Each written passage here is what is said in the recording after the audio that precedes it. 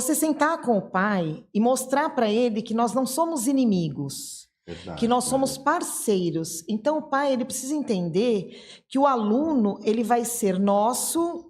Por exemplo, eu sou professor este ano, ele vai ser meu este ano, né? Mas ele vai ser dele para a vida inteira, ele é filho dele. Então, nós temos que sentar juntos, para juntos tentarmos traçar também. Porque o pai, ele conhece o filho. E as informações que ele traz para dentro da escola são extremamente importantes. Exato. Nos ajudam e muito nesse trabalho, porque é aí que você consegue entender como é aquela criança, como aquela criança pode vir a agir, o que ela gosta, e em cima disso você monta as estratégias para você conseguir aproximar. Porque primeiro é a relação humana. Não tem jeito. Verdade. Se a criança não gosta do gestor, do diretor, do coordenador, do vice, se a criança não gosta do professor, não adianta que ela não vai aprender. Porque primeiramente vem a questão humana. Você precisa criar o vínculo, a relação entre professor e aluno, entre aluno e funcionário, entre funcionários, entre professores. Essa relação ela precisa ser a mais próxima possível. Eu não preciso ir na casa de ninguém, ninguém vem na minha casa. Mas esse clima amistoso dentro de uma unidade escolar, você precisa criar, inclusive com os pais. Eu sou um diretor, por exemplo, que eu chego na escola às 6h30 da manhã. Por quê? Porque eu preciso saber se a água está funcionando, se tem água na escola, se a energia está funcionando, se está tudo ok lá na merenda para poder receber os nossos alunos para eles tomarem café de manhã, porque muitas das vezes não tem a condição, infelizmente por questões financeiras não tiveram alimentação de forma correta. Então, vou abrir o portão de manhã junto com o seu Cosmo? Estamos ali no portão, dando bom dia, conversando. Então você já elimina vários problemas de estar ali no portão, de estar presente. Você vê uma criança chegando, você conhece, você está ali todos os dias acompanhando o trabalho. Exatamente. Você vê uma criança chegando, você vê que ela está com um olhar mais murcho, já paro no portão. Mãe, aconteceu alguma coisa? Aconteceu alguma coisa? Tá doente? Tá se recuperando. Por quê? Porque você é gestor, você precisa saber tudo o que está acontecendo, você precisa saber quem são os seus alunos, quem são a comunidade, quem são os pais, as pessoas que estão trazendo aquela criança para você. Eu acho que hoje a gente acaba entrando até mais na casa das famílias, né? Lá na escola onde eu trabalho e também já é uma prática do município de Franco da Rocha, a gente tem a buscativa e a buscativa vamos supor, quando o aluno começa a faltar demais, a gente tem alguns critérios a seguir.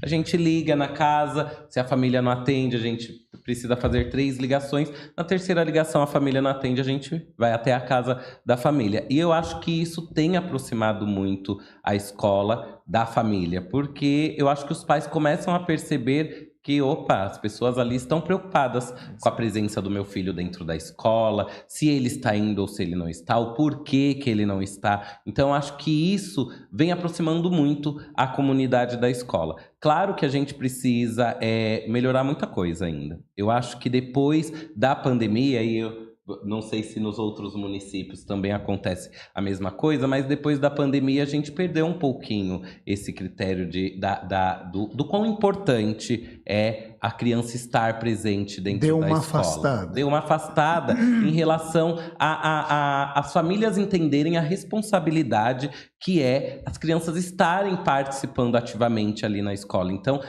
eu acho que essa buscativa acabou se tornando mais frequente do que antes. Hoje em dia, as pessoas entendem que se eu vou no mercado, eu posso buscar meu filho mais cedo. Se eu vou fazer alguma coisa, então eu não vou levar meu filho.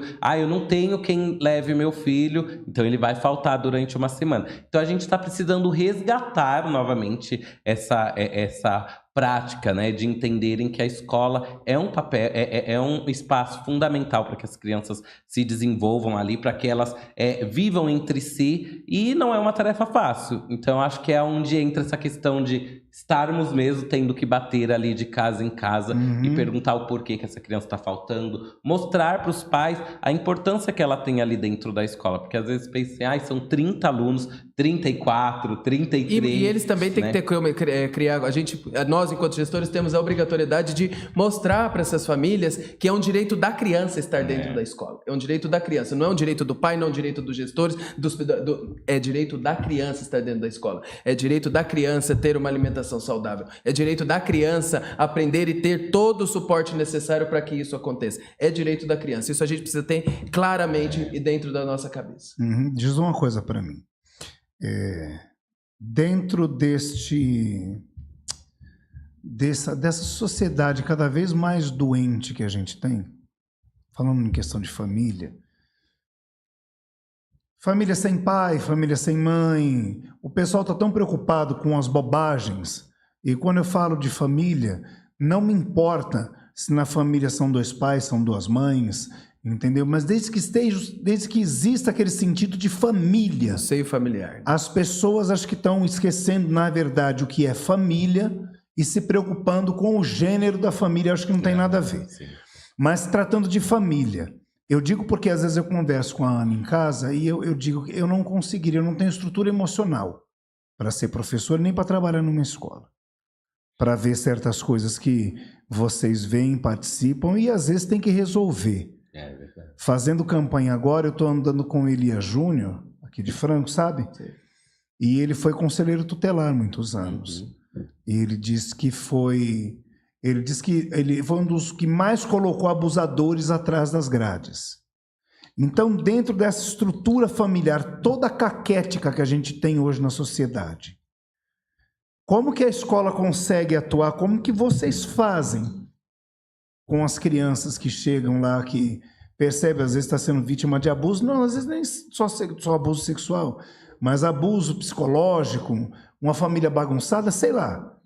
Acho que vocês entenderam o que eu isso começa quando o gestor está lá no portão para receber essa criança. Porque só para completar, o Gabriel, muitas vezes, há muitos anos a gente vem vivendo uma realidade dentro da escola que as pessoas acham que a escola tem que educar o filho da gente e dar educação moral, porque na escola antigamente tinha educação moral e cívica, na época que eu estudei.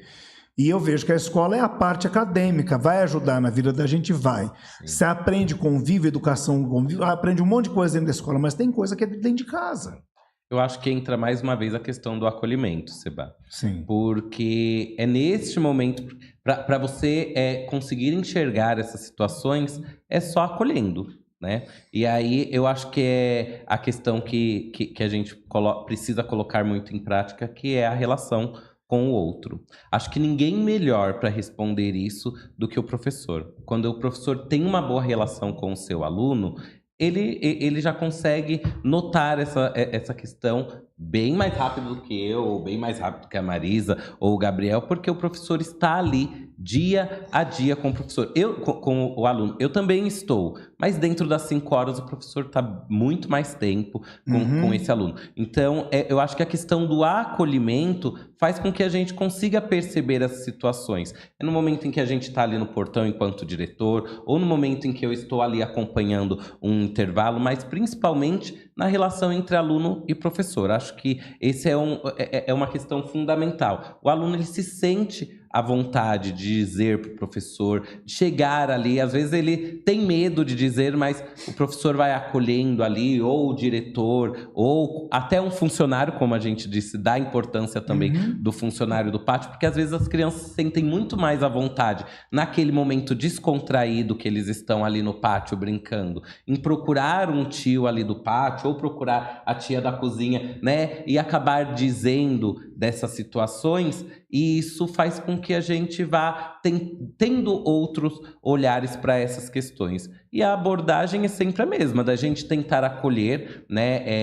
Eu sempre costumo, quando acontecem situações, eu costumo ouvir a criança, e se eu vejo que passou daqueles limites que às vezes acontece, né, da gente saber que infelizmente as famílias passou daquele limite, a gente precisa acionar as entidades maiores, que seria o Conselho Tutelar, né, procurar ali outras parcerias que façam com que a gente também, enquanto gestores, se sintam seguros, nos sintamos seguros para poder tomar tais atitudes que são uma responsabilidade muito grande. Eu acho que quando você toca nesse ponto, é um ponto muito delicado, né? E chega a tocar a gente, porque isso acontece, é uma realidade dentro da escola. Claro. Né? E o como se fazer isso é que precisa ser cada vez mais lapidado para que a criança não sofra, para que as pessoas também que acabaram acolhendo isso também não sofram, né? O que ele colocou em relação a estar no momento da entrada, acolhendo os professores, acolhendo a comunidade. Eu acho tão interessante isso, eu faço muito isso também. Eu dou o meu bom dia lá no portão também. Tá todo mundo bonitinho em fila esperando abrir o portão, eu abro o portão ali, e falo assim, bom dia. Se eles falam baixinho, eu grito, bom dia! Eu sou assim também. Aí eles já entram. E a gente começa a observar realmente aquela criança que entrou com um olhar diferente, uma carinha triste. E quando você consegue estar junto com a equipe, você consegue passar isso para a equipe, eles trazem para você. O tio lá do recreio, ele observou alguma coisa na hora que a criança está se alimentando, ou ela não está se alimentando, ele leva para você. Hoje, por exemplo, eu tive uma criança que chorou. Aí a menina da limpeza pegou o pratinho dele e levou para minha sala. Aí eu comecei a conversar, comecei a perguntar, ele estava desesperado, chorando, com dor. E primeiro eu falei, vamos ficar calminho primeiro, vamos respirar, vamos tomar uma água. Aí ele estava dizendo para mim que ele estava passando mal porque ele tinha ficado 12 horas sem se alimentar, porque ele teve um exame para fazer. Aí ele foi direto para a escola. E eu falei para ele, mas por que você não me falou na entrada? Porque eu ia providenciar alguma coisa para você comer.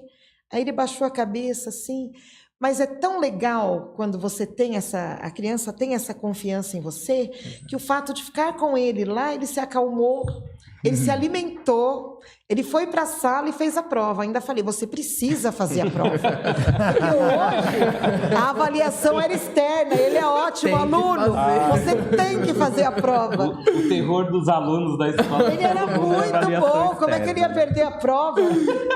Os meus índices, Ou né? seja, não tem jeito. Então, mas aí ele se acalmou, ele foi para a sala. Então é gostoso, porque você sente que existe a confiança. Tanto dos pais, quanto das crianças, né? Dos professores. Exato. Eu escuto dos professores assim, eu falo, meu Deus, quem sou eu, né? Tem uma professora que fala para mim, eu gosto tanto quando você está aqui de manhã, porque eu fico mais tranquila, eu me sinto confiante. É tão bom quando a gente Aí eu falo, meu Deus, quem sou eu, né? Eu acho que eu só estou junto. Mas isso mostra o quanto a gente está no caminho certo.